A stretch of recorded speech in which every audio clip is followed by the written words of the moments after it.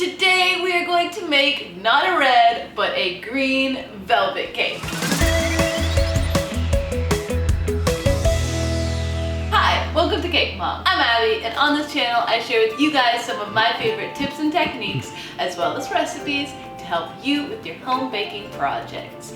If you're new or haven't already, please go ahead and subscribe to this channel and hit the notifications bell so that you can see when I post my next video. So it's almost St. Patrick's Day, and I wanted to share with you guys a cake you could bake for this wonderful, fun Irish occasion.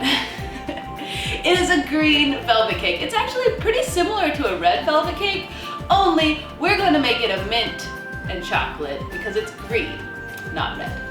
So, as always, the recipe will be in the description below, but here's everything you will need. All-purpose flour, granulated sugar, softened butter, buttermilk, vegetable oil, eggs, vinegar, baking soda and salt, cocoa powder, vanilla and peppermint extract, and green food gel or liquid. So you want to start with combining your dry ingredients and setting those aside.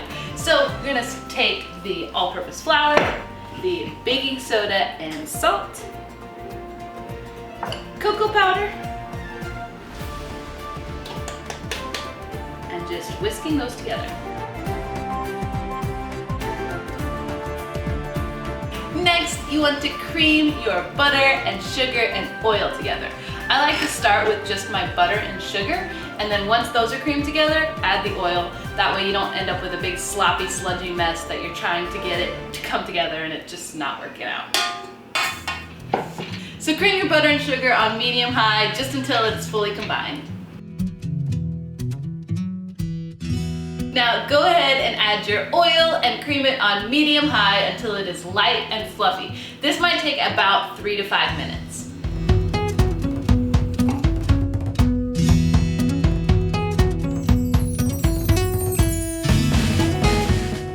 So once your mixture has lightened considerably in color and texture, you are going to add your eggs, but we're actually just going to add the egg yolks into here, and we're going to save the egg whites for the last step.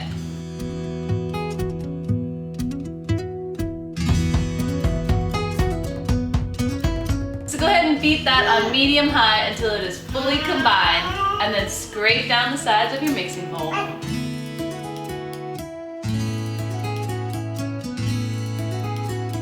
So now you want to combine all of your liquid ingredients. So you're going to take your buttermilk and add some vinegar to it. Your vanilla, peppermint extract, and green food gel. You're going to actually need to add quite a bit of this.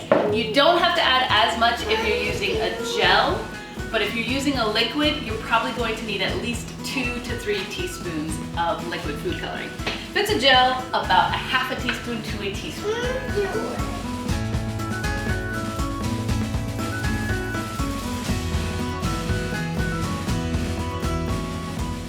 So now you want to alternately, no, it's not hot. So now you want to alternately add your dry ingredients and your liquid ingredients into your butter, sugar, and egg mixture. You gonna help me? I'll move you over here. Start and end with your dry ingredients, and don't have your mixer too high. You want this on pretty low speed so that you don't end up with a big mess everywhere.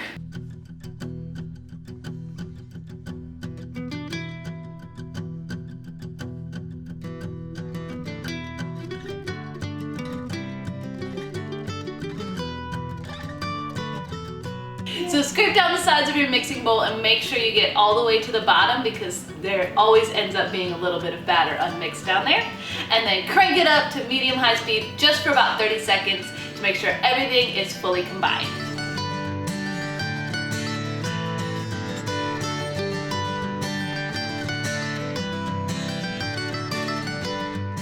So this batter is a very thick batter at this point, which is where the egg whites come in. Because a velvet cake is generally very light and fluffy. That's kind of how they are.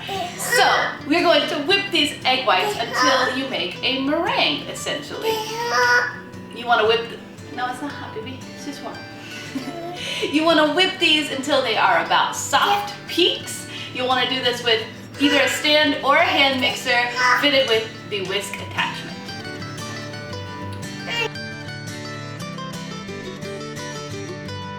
So now you have your whipped egg whites and then your very thick batter. This is going to lighten this batter, but it's also going to help it rise in the oven. So what you're going to start with is about 1/3 of your egg white, and you're going to fold that into your stiff mixture because you don't want to just add all of this at once and deflate your egg whites.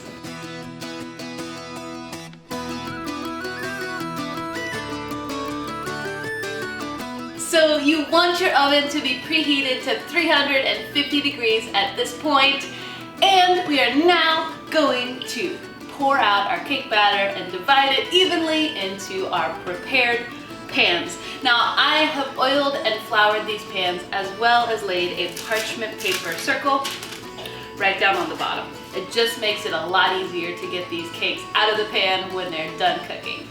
And then you just want to pour this until they look pretty even, or you can weigh this out if you need it to be very precise. And then bake these in your 350 degree oven for about 25 to 35 minutes. It varies depending on your oven, just until a skewer inserted into the center comes out clean.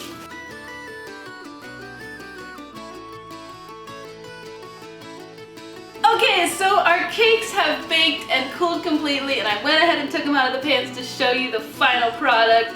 It is a beautiful cake. It is so green, and this is a little bit brown just because of the caramelization on the outside. So you definitely want to trim off the top before you stack these things, but they will be a lovely green when you actually cut into the cake. So I'm gonna go ahead and trim one of these to show you what it looks like on the inside. So I'm about to decorate this cake for St. Patrick's Day, and if you would like to see that video, you're gonna have to click right here to go check it out. I really hope you have enjoyed this recipe. If you did, let us know in the comments below. Give us a thumbs up and share this with all of your friends, and don't forget to subscribe to this channel and hit the notifications bell so that you can see when I post my next video. Have a great day.